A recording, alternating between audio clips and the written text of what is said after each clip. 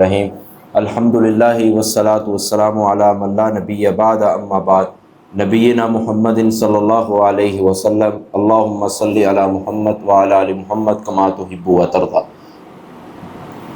معزز خواتین و حضرات، تفسیر آن لائن کی کلاس میں آپ کو ایک مرتبہ پھر خوش آمدید۔ آج جو ہم نے سبق پڑھنا ہے وہ ہمارا سبق ہے سورۃ العادیات سے۔ کہاں سے ہے؟ سورۃ العادیات۔ تو چلتے ہیں اپنے سبق کی طرف۔ سب سے پہلے یہ سمجھ لیں کہ اس کی کل 11 آیات ہیں۔ سورۃ العادیات ہے، اس کی کل 11 آیات ہیں۔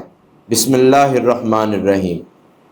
اللہ فرماتے ہیں والعادیات ضبحا، قسم ہے ان گھوڑوں کی کہ جو پیٹ اور سینے سے آواز نکالتے ہوئے دوڑتے ہیں۔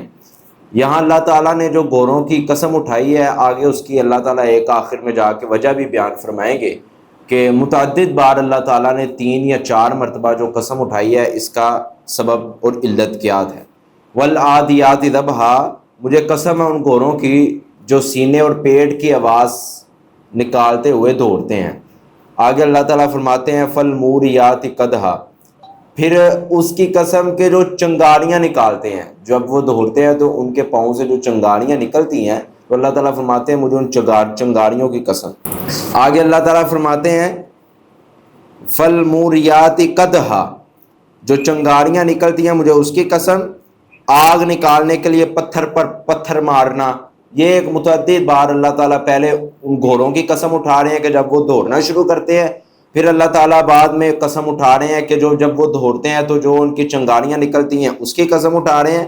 پھر اللہ تعالیٰ قسم اٹھا رہے ہیں فالمغیرات صبحا، پھر جب وہ صبح کے وقت حملہ کرنے والے ہوتے ہیں تو اللہ تعالیٰ اس کی قسم اٹھا رہے ہیں۔ آگے اللہ تعالیٰ فرماتے ہیں فَأَثَرْنَ بِهِ نَقْعًا، پھر اس کے ساتھ جب وہ غبار اڑاتے ہیں تو اللہ تعالیٰ اس کی بھی قسم اٹھا رہے ہیں۔ وَالْعَادِيَاتِ ضَبْحًا، قسم ہے مجھے ان گھوڑوں کی جو پیٹ اور سینوں کی آوازیں نکال کے دوڑتے ہیں۔ فالموریات قدحا، اب یہاں جو فا آیا ہے یہ بھی مستانفہ، یہ جو حروف عاطفہ ہوتے ہیں، آپ سے پیپر میں سوال آ سکتا ہے کہ حروف عاطفہ کتنے ہیں، تو آپ نے کہنا حروف عاطفہ 10 ہیں۔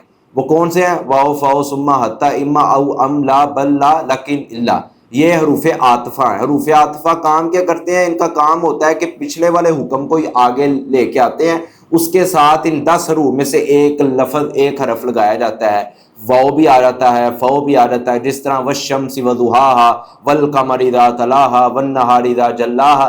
اب یہاں جو واو آئی ہے یہ حروف عاطفہ ہے، تو اب یہاں جو آیا ہے والعادیات ضبحا، آگے آ گیا فا، فالموریات قدحا، اب پھر آ گیا فالمغیرات صبحا، پھر فا آ گیا فاثرن بہ نقعا، پھر فا آ گیا فوسطن بہ جمعا۔ تو یہاں فا کیا ہے؟ حروف عاطفہ ہے۔ واو فاؤ ثم حتی اما او ام لا بل لا لیکن، یہ 10 حروف ہیں کہ جن کو حروف عاطفہ کہا جاتا ہے۔ اب یہاں بھی جو آیا ہے فالموریات قدحا، جو فاؤ پہلے آیا ہے وہ فاؤ حروف عاطفہ میں سے ہے، جس کا دوسرا نمبر شمار کیا جاتا ہے۔ آگے اللہ فرماتے ہیں فَأَثَرْنَ بِهِ نَقْعًا، جب وہ دوڑتے ہیں تو جب دوڑنے کی آواز ہے ان کی بھی اللہ تعالیٰ قسم اٹھا رہے ہیں، چنگاریاں نکلتی ہیں ان کی بھی قسم اللہ تعالیٰ اٹھا رہے ہیں۔ آگے اللہ تعالیٰ فرماتے ہیں فَوَسَطْنَ بِهِ جَمْعًا، یہاں اللہ تعالیٰ نے ایک بہت ہی پیاری اور خوبصورت اسلوب اللہ تعالیٰ نے واضح کیا ہے۔ پھر اللہ تعالیٰ فرماتے ہیں پھر اس کے ساتھ غبار اڑاتے ہیں۔ غبار سے مراد کیا ہے کہ جب وہ بھاگتے ہیں تو جو ان کے قدموں کی وجہ سے، جب وہ قدم کی وجہ سے جو غبار اٹھتی ہے، جو مٹی کی اٹھتی ہے، اللہ تعالیٰ اس غبار کی بھی قسم اٹھا رہے ہیں۔ اللہ فرماتے ہیں فَوَسَطْنَ بِهِ جَمْعًا، پھر وہ گھس جاتے ہیں ایک جماعت کے اندر۔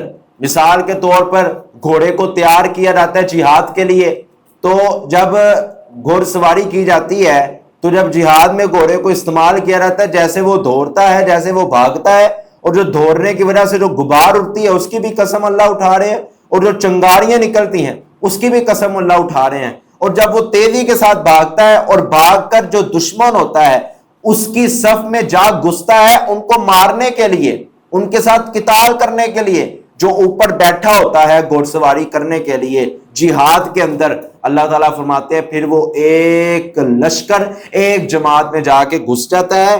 آگے اللہ فرماتے ہیں ان الانسان بے شک انسان لربہ اپنے رب کا لکنود بہت ہی بڑا ناشکرا ہے. یعنی انسان کو اللہ تعالیٰ بتا رہے ہیں کہ تیرے اوپر جتنی مرضی میں نعمتیں کر لوں رہنا تو نے ناشکرا ہی ہے. جس طرح اللہ تعالیٰ قرآن مجید میں دوسری آیات میں فرماتے ہیں قلیلا ما تشکرون، بہت ہی میرے تھوڑے بندے ہیں کہ جو شکر ادا کرتے ہیں. یعنی بہت تھوڑے بندے ہیں کہ جو اللہ تبارک و تعالیٰ کا شکر ادا کرتے ہیں. اکثریت ناشکری ہے کہ ایک نعمت مل گئی اس پہ شکر نہیں ہے، دوسری نہیں ملی تو ناشکری کا اظہار. یہ اللہ تعالیٰ کے ساتھ ہمارا تعلق نہیں ہونا چاہیے. اللہ فرما رہے ہیں ان الانسان لربہ لکنود، انسان تو اپنے رب کا بہت بڑا ناشکرا ہے. ایک نعمت نہ ملے تو ناشکری کرتا ہے، مگر جو ہزاریں نعمتیں، لاکھوں نعمتیں، اربوں نعمتیں اس کے پاس ہیں اس کی اس کو کوئی پرواہ نہیں ہے. آنکھ جیسی نعمت پوچھیے ان لوگوں سے جا کے جن کی آنکھیں نہیں ہیں، جن کے کان نہیں ہیں، جن کے ہاتھ نہیں ہیں، جن کے پاؤں نہیں ہیں، معذور افراد ہیں. ان سے پوچھے صحت کتنی بڑی اللہ کی نعمت ہے. مگر ہمارے پاس موجود ہے.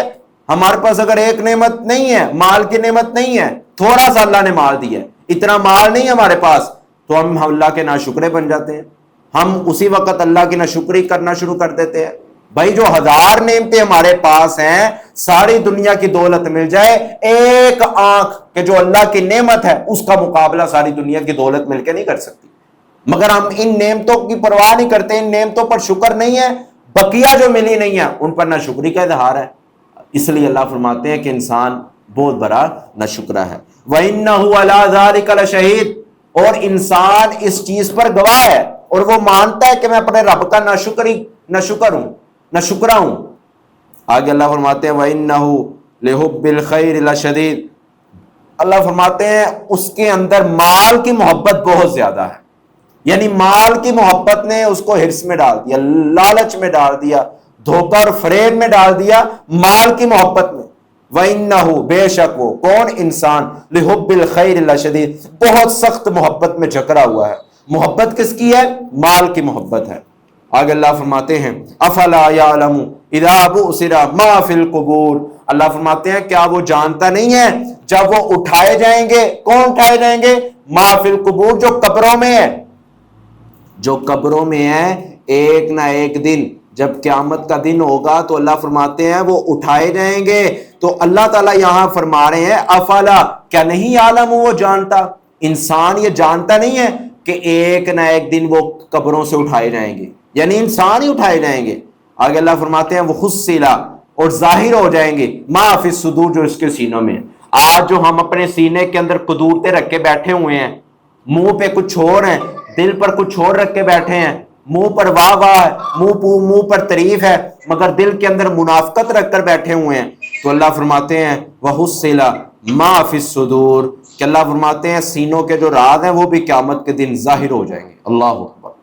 آگے اللہ فرماتے ہیں اِنَّ رَبَّهُمْ بِهِمْ يَوْمَئِذٍ لَخَبِيرٌ، بے شک ان کا رب اس بات پر خبر رکھنے والا ہے.